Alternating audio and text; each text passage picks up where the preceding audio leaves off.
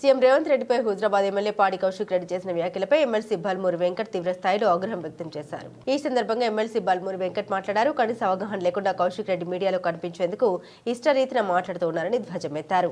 సానుభూతిని అడ్డం పెట్టుకుని ఎమ్మెల్యేగా గెలిచిన కౌశిక్ ప్రభుత్వం పోలీసు విధానాల్ని తెలుసుకోవాలని హితవు పలికారు. అడ్డగోలుగా వ్యాఖ్యలు చేస్తే నాలుక చీరేసే రోజులు వస్తాయని హెచ్చరించారు.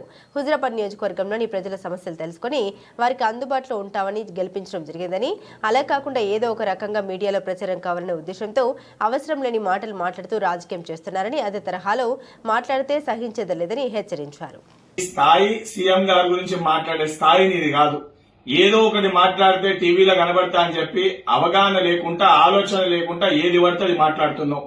ఆ కుటుంబంలో మొన్న స్టాంపేడ్ జరిగి చనిపోతే వారం రోజుల వరకు కనీసం సంతాపం ప్రకటించాలి ఆ కుటుంబానికని ఒక నైతిక జ్ఞానం కూడా నీకు లేదు.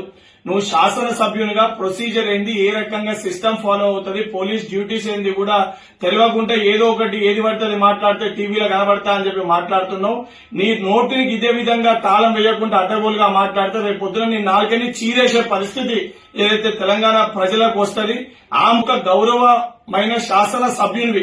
హుజరాబాద్ నియోజకవర్గ ప్రజలు వారి యొక్క సమస్యల్ని తీరుస్తావు, వారి కష్ట సుఖాల్లో పాలుపంచుకుంటావు అని చెప్పి నేను ఓట్లేసి గెలిపించారు. అది కూడా నీ కుటుంబాన్ని అడ్డం పెట్టుకుని సానుభూతితోటి గెలిచిన వ్యక్తివి నువ్వు. ఈ రోజు నువ్వు రేవంత్ రెడ్డి గారి గురించి పదే పదే మాట్లాడుతున్నావు.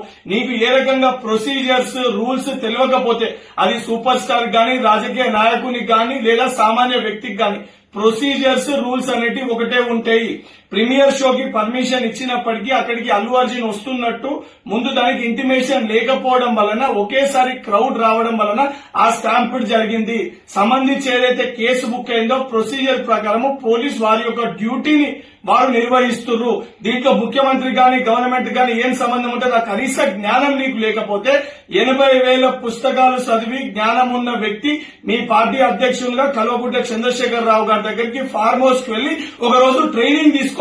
ప్రొసీజర్ ఏముంటది, ప్రోటోకాల్స్ ఏముంటాయి అవి తెలుసుకొని బయటికి వచ్చేటువంటి ఇష్టం వచ్చినట్టు మాట్లాడితే